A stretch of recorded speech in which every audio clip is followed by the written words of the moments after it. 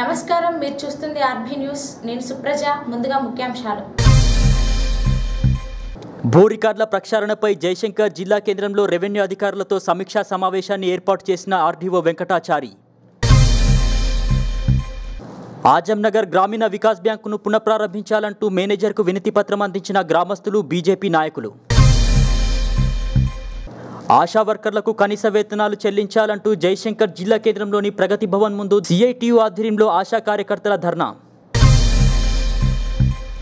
భూ రికార్డుల ప్రక్షాళనను 15 రోజుల్లో పూర్తి చేయాలని రెవెన్యూ అధికారులను ఆర్డీఓ వెంకటాచారి ఆదేశించారు.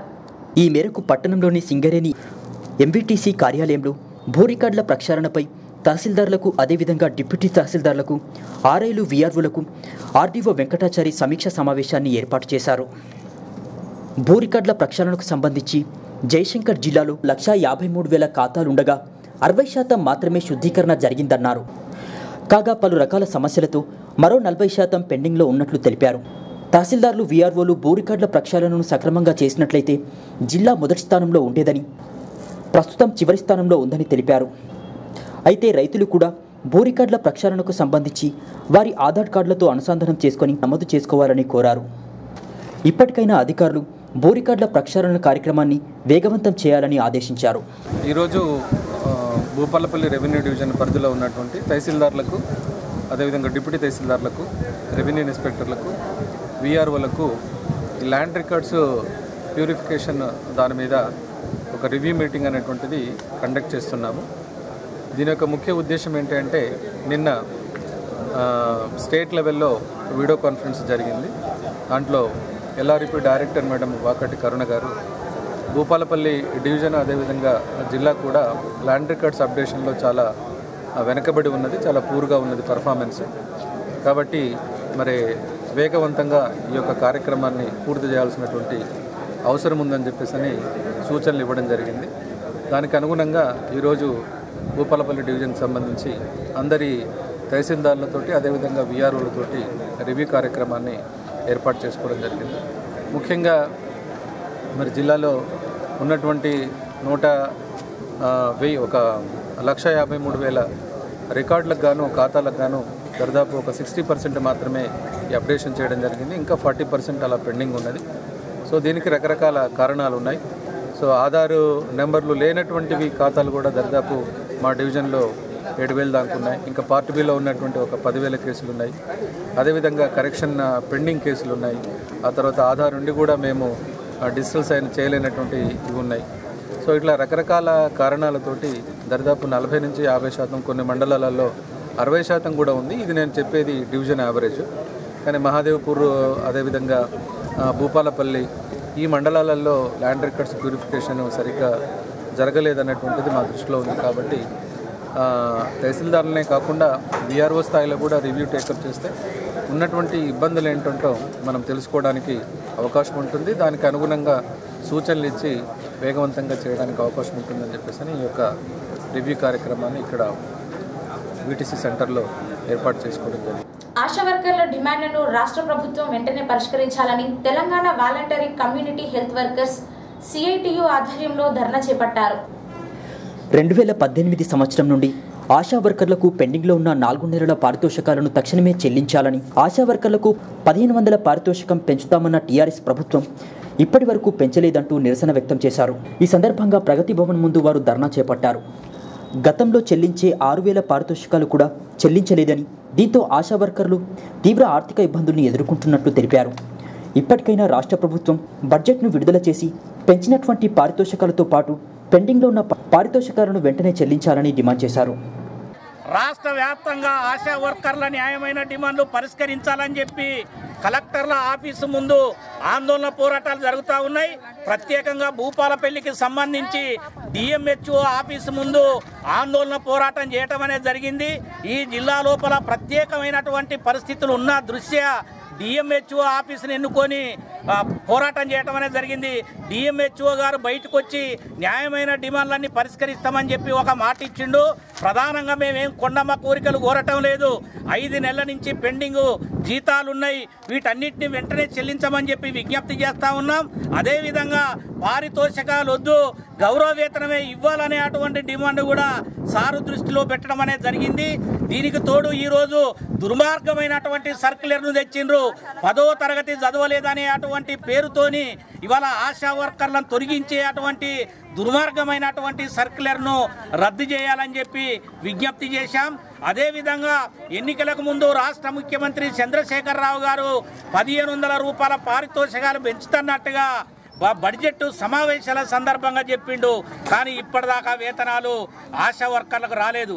కాబట్టి ఇవన్నీ చూసుకున్నప్పుడు ఇప్పుడు ఇచ్చే 6000 ముఖ్యమంత్రి గారు పెంచిన 1500 7500 రూపాయలు ఏవైతున్నాయో 5 నెలల నుంచి పెండింగ్లో ఉంటున్నాయి. వీటన్నిటిని బేషరతుగా చెల్లించాలని. అదేవిధంగా ఇవాళ గ్రామీణ ప్రాంతంలో అధికారుల వేధింపులు పెరుగుతూ ఉన్నాయి, రాజకీయ వేధింపులు పెరుగుతూ ఉన్నాయి. వీటిని కూడా అరికట్టాల్సినటువంటి అవసరం ఉంది అని చెప్పి డిఎంహెచ్ఓ దృష్టికి తీసుకురావడం అనేది జరిగింది. ప్రత్యేకంగా ఈ జిల్లా లోపల వెలిశాల పిహెచ్లో ఘటన జరిగి 2 నెలలు దాటుతూ ఉంది. దానికి బాధ్యులైనటువంటి వాళ్ళ మీద తక్షణమే చర్య తీసుకోమని చెప్పడం అనేది జరిగింది. ఇవన్నీ కూడా న్యాయమైనటువంటి డిమాండ్లు పరిష్కరిస్తామని చెప్పడం అనేది జరిగింది. ఆయన ఇచ్చినటువంటి హామీని నిలబెట్టుకోకపోతే మరో దాప మా పోరాటం ఉంటుందని చెప్పి సిఐటిగా ఈ ప్రభుత్వాన్ని హెచ్చరిస్తూ ఉన్నాం. ఆజం నగర్కు సంబంధించిన గ్రామీణ వికాస్ బ్యాంకును పునఃప్రారంభించాలని కోరుతూ గ్రామస్తులతో కలిసి బీజేపీ ప్రచార కార్యదర్శి లవన్ కుమార్ బ్యాంక్ మేనేజర్కి వినతి పత్రం అందజేశారు. ఆంధ్రప్రదేశ్ గ్రామీణ వికాస్ బ్యాంక్ ఇంతకుముందు ఆజంనగర్లో ఉండేది బ్రాంచి. ఇప్పుడు భూపాలపల్లిలో పెట్టడం వల్ల అటవీ గ్రామాల ప్రజలు తీవ్ర ఇబ్బందులను ఎదుర్కొంటున్నారు. పింఛన్ పైసల కోసం 1000 రూపాయలు పింఛన్ వస్తే బస్ ఎక్కి రావడానికి ఇక్కడికి వచ్చిన తర్వాత ఒక్కరోజు పని కాకపోతే మళ్ళీ 2-3 సార్లు రావడం వల్ల వచ్చినప్పుడల్లా 200 రూపాయలు ఉండడం జరుగుతుంది. కాబట్టి అందుకోసమే రైతులు, ముసలి వాళ్ళు తీవ్ర ఇబ్బందులను ఎదుర్కొంటున్నారు. క్రాప్ లోన్స్ కోసం వాళ్ళు 2-3 సార్లు రావడం జరుగుతుంది. జరిగినప్పుడు వచ్చినప్పుడల్లా 200 వస్తే వాళ్ళకు వాటికి ఇంట్రెస్ట్ కూడా సరిపోతుంది. అందుకోసమనే ఆజంనగర్లో బ్యాంకు బ్రాంచ్ని పునఃప్రారంభించాలని చెప్పి విజ్ఞప్తి చేస్తున్నాం. అయితే ఇప్పుడు గెలిచిన ప్రజాప్రతినిధులు అందరూ బ్యాంకు ఆజంనగర్లో పునఃప్రారంభించాలని చెప్పి ప్రారంభించడానికి కృషి చేయాలని చెప్పి కోరుతూ ఉన్నాం. భారతీయ జనతా పార్టీ తరఫున రైతుల కోసం ఈ బ్రాంచ్ని కనుక పునఃప్రారంభించడం జరగకపోతే రైతులను అందరినీ సమీకరించి ఆందోళన ఉధృతం చేయడానికి కృషి చేస్తాం. వివాహ శుభకార్యాలు ఫంక్షన్ హాల్లో అనుకూలంగా ఉంటే ఇంటి వద్దే జరిపిస్తారు. అయితే భూపాలపల్లిలో మాత్రం ఏకంగా ఓ ప్రభుత్వ కార్యాలయమే వరుడి ఎదుర్కోళ్లకు వేదికైంది. బంధువుల మధ్య పెళ్లికలతో సందడిగా ఉన్న మీరు చూస్తున్నటువంటి ఈ విజువల్స్ ఓ హైఫై ఫంక్షన్ హాల్ అనుకుంటే పొరపాటు పడినట్లే. సాక్షాత్తు భూపాలపల్లి పట్టణంలోని మండల ప్రజాపరిషత్ కార్యాలయం. డప్పు చప్పులతో బంధువుల రాకతో మండల ప్రజాపరిషత్ కార్యాలయం ఫంక్షన్ హాల్ను తలపించింది. సాక్షాత్తు కార్యాలయ పనివేళల్లో వధువు తరపు బంధువులు ఎదుర్కోళ్ల తంతును మేళ తాళాల నడుమ ముగించుకున్నారు. అయితే కార్యాలయ పనివేళల్లో ఇదంతా జరిగినా కూడా అధికారులెవరూ దీనిపై అభ్యంతరం చెప్పకపోవడం గమనార్హం.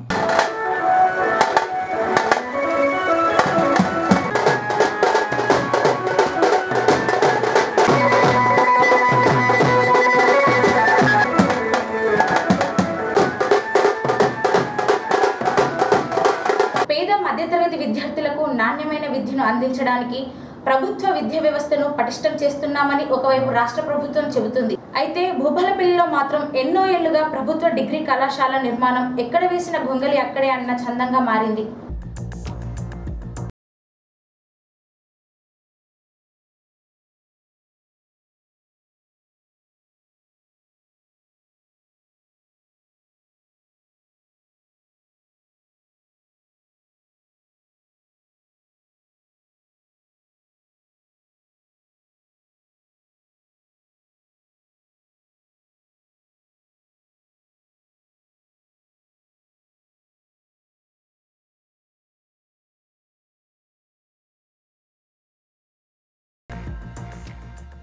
(2013) భూపాలపల్లి శాసనసభ్యులు గండ్ర వెంకటరమణారెడ్డి హయాంలో పేద మధ్యతరగతి విద్యార్థులకు నాణ్యమైన ప్రభుత్వ విద్యను అందించాలనే ఉద్దేశంతో ప్రభుత్వ డిగ్రీ కళాశాలకు శంకుస్థాపన చేశారు. ఆ తర్వాత తెలంగాణ రాష్ట్ర సాకారమైంది. టీఆర్ఎస్ ప్రభుత్వం అధికారంలోకి వచ్చింది. కార్పొరేట్ విద్యను పేద మధ్యతరగతి విద్యార్థులకు చేరవేయాలంటే ప్రభుత్వ విద్యా వ్యవస్థ బలోపేతం కావాలని సీఎం కేసీఆర్ అన్నారు.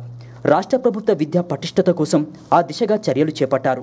అయితే భూపాలపల్లిలో కాంగ్రెస్ హయాంలో మంజూరైన ప్రభుత్వ డిగ్రీ కళాశాల నిర్మాణం స్వరాష్ట్ర సాకారం తర్వాత తెలంగాణ ప్రభుత్వ హయాంలో నిర్మాణ పనులు వేగంగా జరిగి ప్రభుత్వ డిగ్రీ కళాశాల పేద విద్యార్థులకు అందుబాటులోకి వస్తుందన్న ప్రజలకు నిరాశే మిగిలింది. కళాశాలకు సంబంధించినటువంటి ఒక్క పని కూడా ముందుకు సాగలేదు. అదేవిధంగా నిధులు కూడా కేటాయించలేదు. కాగా ఇటీవల కేంద్ర ప్రభుత్వ డిగ్రీ కళాశాల నిర్మాణానికి సంబంధించి 12 కోట్లు మంజూరు చేస్తున్నట్లు ప్రకటించింది. అయితే దీని పట్ల విద్యార్థి సంఘాల నాయకులు ప్రజలు హర్షం వ్యక్తం చేస్తున్నారు. కేంద్ర ప్రభుత్వం ప్రకటనలకే పరిమితం కాకుండా నిధులు మంజూరయ్యేలా చేసి డిగ్రీ కళాశాల నిర్మాణాన్ని త్వరితగతిన పూర్తి చేయాలని, అదేవిధంగా రాష్ట్ర ప్రభుత్వ విద్యా వ్యవస్థను సరిగ్గా అమలు చేయాలని వైఎస్ఆర్సీపీ విద్యా విభాగం నాయకులు కుస్మా రామకృష్ణ డిమాండ్ చేశారు. ఉమ్మడి ఆంధ్రప్రదేశ్లో 2013 సంవత్సరంలో గత ఎమ్మెల్యే అయినటువంటి గండ్ర రమణారెడ్డి గారి హయాంలో ఈ యొక్క ప్రభుత్వ డిగ్రీ కళాశాలకు 50 లక్షల అంచనా వ్యయంతో ఈ యొక్క భవనం కోసం శంకుస్థాపన చేయడం జరిగింది. మరి తెలంగాణ రాష్ట్ర ప్రభుత్వం ఏర్పడినా కూడా ఈ యొక్క కళాశాల భవనానికి మోక్షం మాత్రం రాలేదు. అదృష్టవశాత్తు కేంద్ర ప్రభుత్వం ఈ యొక్క కళాశాల భవనానికి 12 కోట్లు కేటాయించడం జరిగింది. వాస్తవానికి పేద మధ్యతరగతి విద్యార్థులకు ఉన్నత విద్యను అందించే ఉద్దేశంతో ఈ యొక్క కళాశాల భవన నిర్మాణం ప్రారంభిస్తే తెలంగాణ రాష్ట్ర ప్రభుత్వం మాత్రం ఒక్క రూపాయి కూడా కేటాయించకుండా ఈ యొక్క భవనాన్ని ఎక్కడైతే ఆగిపోయిందో అక్కడే ఉంచిన పరిస్థితి కనబడింది. తెలంగాణ రాష్ట్ర ప్రభుత్వం వస్తే ఉన్నత విద్యకు అదేవిధంగా పేద మధ్యతరగతి కుటుంబాలకు ఉన్నత విద్యను దగ్గర చేస్తారనే అభిప్రాయం ఉండే. ఈరోజు తెలంగాణ రాష్ట్రం సిద్ధించినప్పటికీ కూడా తెలంగాణలో విద్యార్థుల పరిస్థితి మాత్రం ఏ విధంగా మార్పు చెందలేదు. అదృష్టవశాత్తు కేంద్ర ప్రభుత్వం 12 కోట్లు ప్రకటించినందుకు ధన్యవాదాలు తెలియజేస్తున్నాం. కానీ ఈ యొక్క పనులు మాత్రం అట్లనే పెండింగ్ పెట్టకుండా కేంద్ర ప్రభుత్వ అధికారులైనా కూడా కేంద్ర ప్రభుత్వం కానీ తక్షణమే నిధులు మంజూరు చేసి కేవలం ప్రకటనలకు మాత్రమే కాకుండా 12 కోట్ల బడ్జెట్ తక్షణమే మంజూరు చేసి అధునాత తరగతి గదులకు నాంది పలకాల్సిందిగా మేము డిమాండ్ చేస్తూ ఉన్నాం. ఈ యొక్క భవన నిర్మాణ పనులు కనుక పూర్తి కాకపోతే దశల వారీగా తెలంగాణ వైఎస్ఆర్ కాంగ్రెస్ పార్టీ విద్యార్థి విభాగం ఆధ్వర్యంలో ఆందోళన కార్యక్రమాలు కూడా చేస్తామని చెప్పేసి ఈ సందర్భంగా మేము తెలియజేస్తూ ఉన్నాం. నా అనే వారిని కోల్పోయి ఒంటరిగా జీవనం సాగిస్తున్న రేగుండ మండలానికి చెందిన వృద్ధురాల్ని అమ్మ అనాథ వృద్ధాశ్రమం అక్కున చేర్చుకుంది.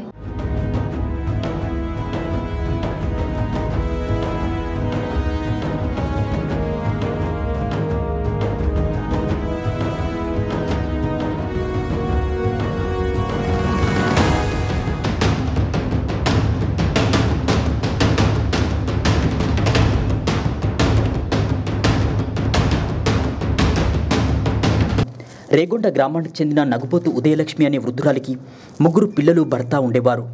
కానీ కొంతకాలంగా వరుసగా ఒక్కొక్కరు మరణిస్తూ రాగా ఉదయలక్ష్మి 20 సంవత్సరాల నుంచి ఒంటరిగానే జీవనం సాగిస్తుంది. కాగా ప్రస్తుతం ఆ వృద్ధురాలు తన పని తాను చేసుకునే స్థితిలో ఉండకపోవడంతో అమ్మ అనాథాశ్రయాన్ని సంప్రదించి అక్కడే ఉంటానని వారిని కోరింది. కాగా గురువారం అమ్మ వృద్ధ అనాథ శరణాలయం అమ్మ శ్రీదేవి రేగొండ గ్రామానికి చేరుకొని వృద్ధ మహిళను తమ వెంట తీసుకువెళ్లారు.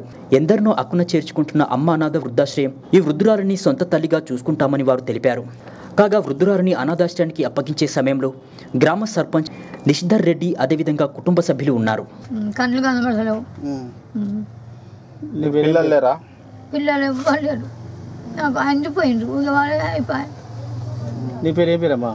నా పేరు ఉదయలక్ష్మి. అమ్మ అనాథ వృద్ధాశ్రమం ఫౌండర్ని. భూపాలపల్లి డిస్టిక్ ఇక్కడ అంటే రేగొండ మండలంలో ఈ రేగొండ విలేజ్ ఈ గ్రామ పంచాయతీ దగ్గర ఈ అమ్మ వృద్ధురాలు గత 40 సంవత్సరాల నుండి ఒంటరిగా బ్రతుకుతుందని చెప్తున్నారు ఇక్కడ వాళ్ళు. గత వారం రోజుల క్రితటే నాకు ఇన్ఫామ్ చేశారు ఇక్కడ వాళ్ళు. ఏమనంటే పిల్లలు 3 పుట్టారు కానీ చనిపోయారు, భర్త 40 ఏళ్ల క్రితమే వదిలేసి వెళ్ళిపోయారని చెప్పడం జరిగింది. ఇక్కడికి వచ్చి చూస్తే చాలా దీన స్థితిలో ఉంది అమ్మ. కనీసం వంట చేసుకోవడానికి కూడా తన ఆరోగ్యం సహకరించట్లేదు. కనీసం బాత్రూమ్కి వెళ్ళడానికి కూడా ఆరోగ్యం సహకరించట్లేదు. మంచంలోనే అన్ని జరుగుతున్నాయి. ఈ బాధను చూడలేక ఈరోజు ఇక్కడ సర్పంచ్ గారి సమక్షంలో మరియు ఈమె వైశ్య సంఘం సమక్షంలో తనని ఆశ్రమానికి తీసుకెళ్లడం కోసం ఇక్కడ రావడం జరిగింది. ఆ అమ్మ కూడా చాలా సంతోషంగా ఉంది. ఇన్ని రోజులు ఒంటరిగా ఉన్నాను, ఇప్పుడు నాకు కూడా ఈ అమ్మ ఉంది అని చాలా సంతోషంగా నాతో రావడం రెడీగా ఉంది.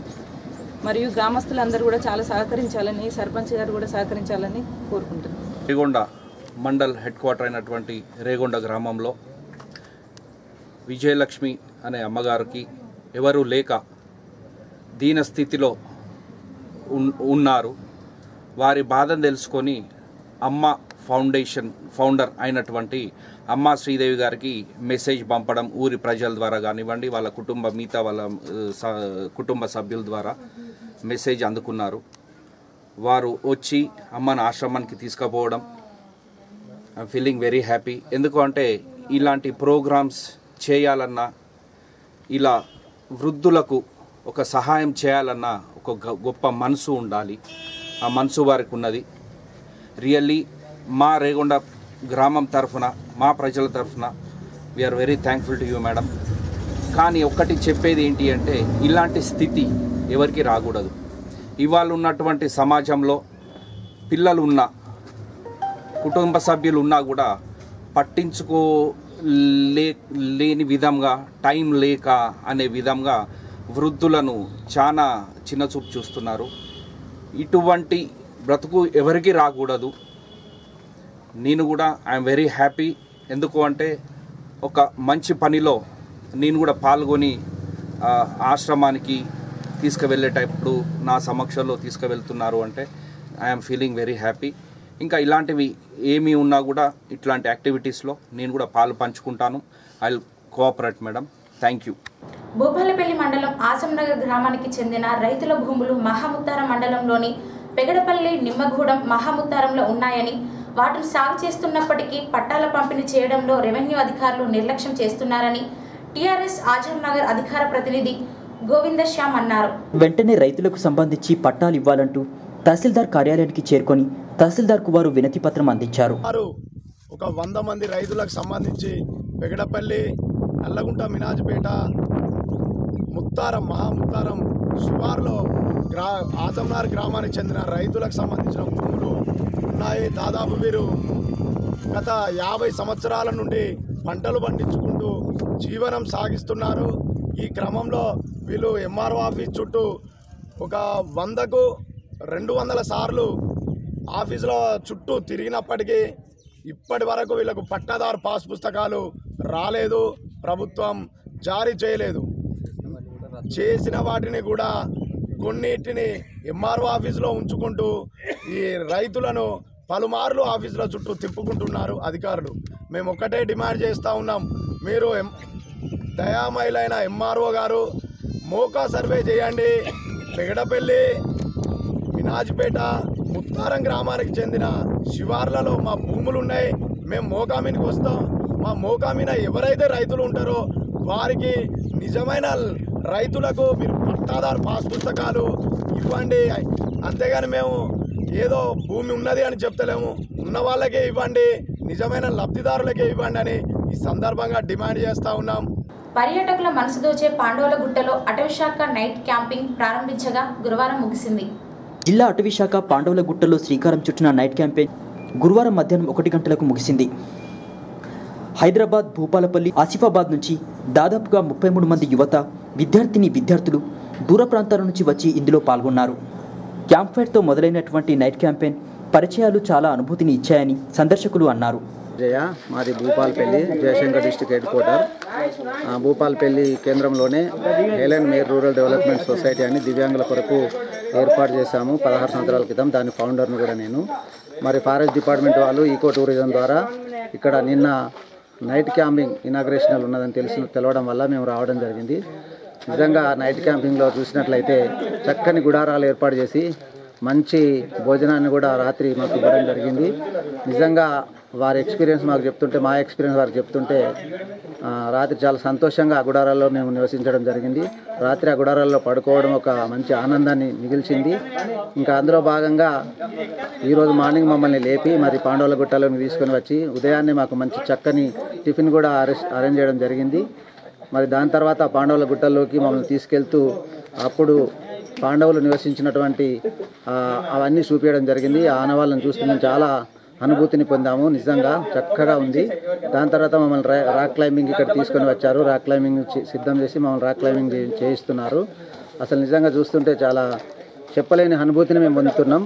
అసలు ఇది చూస్తుంటే నిజంగా మనం ఇచ్చిన ఈ ప్యాకేజీకి నిజంగా న్యాయం జరిగింది. చాలా చక్కగా ఫారెస్ట్ డిపార్ట్మెంట్ వాళ్ళు ఈకో టూరిజం ద్వారా ఇంత చక్కని ఏర్పాట్లు చేసినటువంటి వారికి డిఎఫ్ఓ గారికి మరియు ఫారెస్ట్ డిపార్ట్మెంట్కి మేము అందరి తరఫున కూడా నిజంగా ధన్యవాదాలు తెలియజేస్తున్నాము. ఇది ప్రతి ఒక్క టూరిస్టులు కూడా ఇక్కడికి వచ్చి అనుభూతిని పొందాలని మేము కోరుకుంటున్నాం.